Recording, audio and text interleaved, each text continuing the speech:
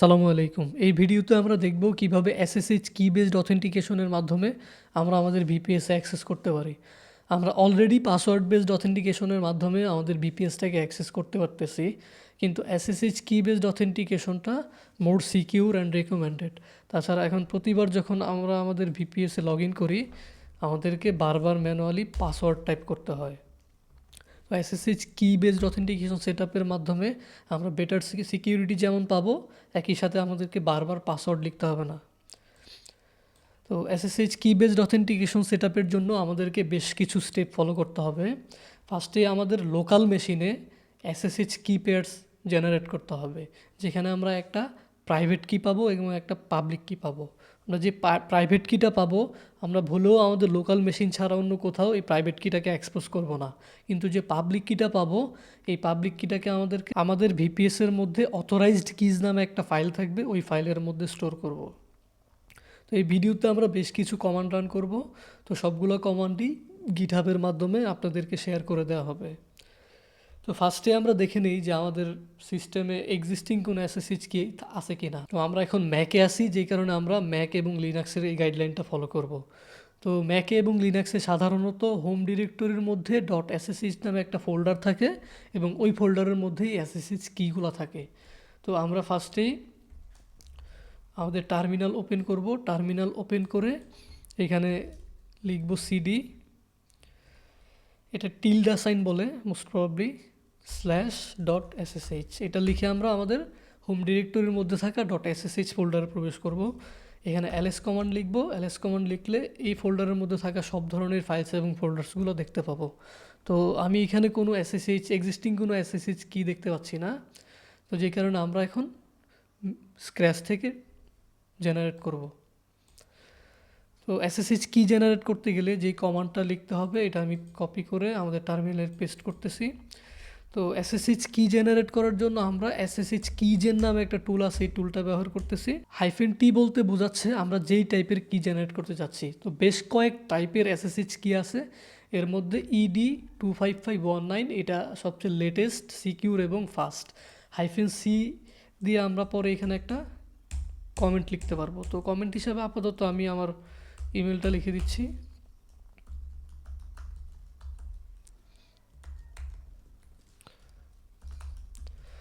লিখে enter press করব। Enter press করলে আমাদেরকে বলতেছে যে এটা হোম ডিরেক্টরির মধ্যে .ssh ফোল্ডারে এই নামে সেভ হবে। তো আমরা চাইলে এখান থেকে আমাদের পাথ এবং ফাইল নেমটা ওভাররাইট করতে পারি, বাট আমরা ডিফল্টটাই রাখতেছি। এন্টার প্রেস করব। এন্টার প্রেস করলে আমাদের যে কিটা আছে, এই কিটাকে আমরা যদি কোনো একটা পাসফ্রেজ দিয়ে আরও সিকিউর করতে চাই, তাহলে এখানে একটা পাসফ্রেজ দিয়ে এন্টার প্রেস করব। তো এটা অপশনাল, কিন্তু আমি এখানে একটা পাসফ্রেজ দিয়ে দিচ্ছি, যেন আমরা এই পাসফ্রেজ রিলেটেড কিছু কমান্ড যেখানে আমাদের এই ফাইলে আছে ওইগুলো এক্সপ্লোর করতে পারি। তো আপনি চাইলে এটা দিতে পারেন, নাও দিতে পারেন। তো আমি একটা পাসফ্রেজ দিচ্ছি, দিয়ে এন্টার প্রেস করতেছি।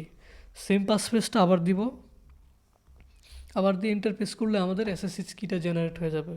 তো এসএসএইচ কিটা জেনারেট হয়ে যাওয়ার পরে আমরা এটাকে কপি করব। কপি করে আমাদের ভিপিএসের অথরাইজড কিজ নামে একটা ফাইল থাকবে, ওই ফাইলের মধ্যে স্টোর করব।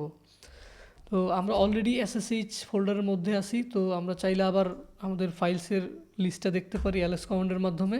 ls লিখে এন্টার করলে আমরা দেখতে পাচ্ছি যে এখানে আমাদের নতুন দুইটা ফাইল অ্যাড হয়ে গেছে, একটা .pub এক্সটেনশন সহ আর একটা .pub এক্সটেনশন ছাড়া।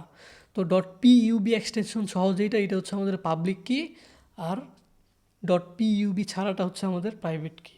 তো আমরা আমাদের পাবলিক কিটাকে কপি করব। কপি করার জন্য আমরা চাইলে ক্যাট কমান্ডটা ইউজ করতে পারি। ক্যাট কমান্ডের মাধ্যমে আমরা আমাদের এই ফাইলের মধ্যে থাকা কন্টেন্টটা আমাদের টার্মিনালে দেখতে পারি। তো এখান থেকে আমরা ম্যানুয়ালি এটাকে সিলেক্ট করে কপি করতে পারি। তাছাড়া আপনি চাইলে ম্যাকের জন্য পিবি কপি কমান্ডটাও ইউজ করতে পারেন। তো আমরা ম্যানুয়ালি কপি করলাম। তো কপি করার পর এখন আমরা আমাদের সার্ভারে অ্যাক্সেস করব। SSH রুট পাসওয়ার্ড দিয়ে এন্টার প্রেস করব। এন্টার প্রেস করলে আমরা আমাদের সার্ভারে ঢুকে যাব। আর আমরা সার্ভারের হোম ডিরেক্টরির মধ্যে থাকা .ssh ফোল্ডারে প্রবেশ করব। SSH ফোল্ডারে প্রবেশ করলে এখানে যদি ls কমান্ড লিখি, তো অথরাইজড কিজ নামে একটা ফাইলস এখানে দেখতে পাবো। তো আপনি যদি দেখতে নাও পান তাও কোনো সমস্যা নাই, আপনি এখানে লিখবেন ন্যানো অথরাইজড কিস, এটা লিখে এন্টার প্রেস করলে ন্যানো এডিটরে এই ফাইলটা ওপেন হবে। তো এখানে আমরা আমাদের যে পাবলিক এসএসএইচ কিটা কপি করছি এটাকে পেস্ট করব, পেস্ট করে এখানে কন্ট্রোল ও দিয়ে এন্টার দিয়ে সেভ করব, কন্ট্রোল এক্স দিয়ে এখান থেকে বের হয়ে যাব। তো আমাদের পাবলিক কিটা আমাদের অথরাইজড কিস ফাইলে ঠিকঠাক মতো সেভ হয়েছে কিনা এটা দেখার জন্য আমরা আবার চাইলে ক্যাট কমান্ডটা ইউজ করতে পারি, ক্যাট অথরাইজড কিস, দেখব যে আমাদের এই ফাইলের মধ্যে আমাদের পাবলিক কিটা ঠিকঠাক মতো সেভ হয়েছে। কারণ আমরা এক্সিট কমান্ডের মাধ্যমে আমাদের সার্ভার থেকে বের হয়ে যাব। এখন যদি আবার আমরা আমাদের সার্ভার অ্যাক্সেস করতে যাই তো দেখবো আমাদের এখানে কোনো পাসওয়ার্ড চাচ্ছে না ঠিকই, কিন্তু আমরা আমাদের কি এর জন্য যে পাসফ্রেজটা ইউজ করছিলাম ওই পাসফ্রেজটা ঠিকই চাচ্ছে। তো ওই পাসফ্রেজটা দিব, দিয়ে এন্টার প্রেস করলে আমরা আমাদের ভিপিএস অ্যাক্সেস করতে পারবো। তো আমাদের এসএসএইচ কি সেটআপ ডান, কিন্তু বারে বারে হচ্ছে পাসফ্রেজটা ইউজ করা একটু বোরিং, একটু বিরক্তিকর। তো আমরা এটা চাই না, তো এই কারণে আমাদেরকে এডিশনাল আরও একটু কাজ করতে হবে। তো এডিশনাল কাজটা হচ্ছে আমাদের ফার্স্টেই হচ্ছে আমাদের যে এসএসএইচের অথেন্টিকেশন এজেন্ট আছে এটাকে স্টার্ট করতে হবে। এটা স্টার্ট করার জন্য এই কমান্ডটা টার্মিনালে এক্সিকিউট করব, করার পরে আমাদের যেই এসএসএইচ ফোল্ডার আছে আমাদের লোকাল মেশিনের ওইখানে কনফিগ নামে একটা ফাইল আমরা আমাদের থাকতেও পারে অথবা নাও থাকতে পারে। যদি না থাকে তাহলে আমরা ফার্স্টে আগে এটাকে টাচ কমান্ডের মাধ্যমে ক্রিয়েট করে নিব। তো আমি দেখি আমার এখানে অলরেডি আছে কি না এলএস কমান্ডের মাধ্যমে। তো এলএস কমান্ডের মাধ্যমে দেখতে পাচ্ছি অলরেডি আমার কনফিগ নামে একটা ফাইল আছে। তো যেহেতু আছে তো আমি এটা আবার নতুন করে টাচ কমান্ড দিয়ে ক্রিয়েট করতেছি না। তো আপনার না থাকলে আপনি করে নেবেন। তো এটা এখন আমরা কি করব যে আমাদের এই কনফিগের মধ্যে এই কোডটুকু পেস্ট করে দেব। তো এটা করার জন্য আমরা ন্যানো এডিটর ব্যবহার করতে পারি, ন্যানো কনফিগ লিখে। তো আপনার এখানে কিছু এক্সিস্টিং কনফিগারেশন থাকতেও পারে আবার নাও থাকতে পারে, তো আমার এখানে আছে, বাট আমি সবার উপরে হচ্ছে এইটুকু পেস্ট করে দিচ্ছি। থেকে এক্সট্রা স্পেসগুলো চাইলে রিমুভ করে দিতে পারি।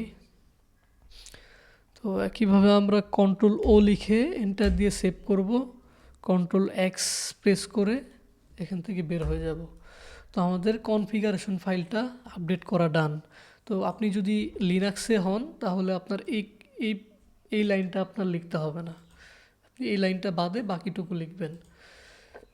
তো এখন আমাদের যেই হচ্ছে কি ফ্রেজটা আছে এটা আমরা আমাদের ম্যাকের যেই কি চেইন আছে ওই কি চেইনের মধ্যে স্টোর করব, যেন বারবার আমাদের পিসি রিস্টার্ট দিলেও যেন আমাদেরকে বারবার এই কি ফ্রেজটা দিতে না হয়।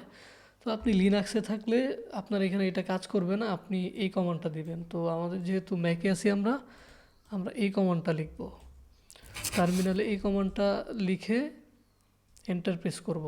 তো এখানে আপনার এসএসএইচ কি এর নাম অনুযায়ী এই জিনিসটা ভ্যারি করতে পারে। আপনি যদি ডিফল্ট নাম বাদে অন্য কোনো নামে যদি আপনার কি জেনারেট করেন তাহলে আপনি এখানে আপনার ওই নামটা ওই অনুযায়ী দিবেন আর কি। তো আমি ডিফল্ট নামে যেহেতু এসএসএইচ কি জেনারেট করছি তো এটা দিয়ে আমি এন্টার প্রেস করব। তো এন্টার প্রেস করলে বলবে যে আমার এই আইডেন্টিটিটা অ্যাড হয়ে গেছে। তো অ্যাড হয়ে যাওয়ার পরে এখন আমি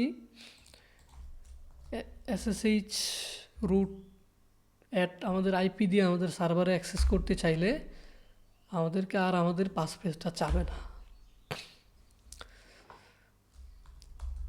এখন যদি আমরা আমাদের পিসি রিস্টার্টও দিই তারপরেও আমাদের এই পাসফ্রেজটা চাবে না, আমরা কোনো রকম পাসওয়ার্ড ছাড়া সিকিউরলি আমাদের ভিপিএসে লগ ইন করতে পারবো।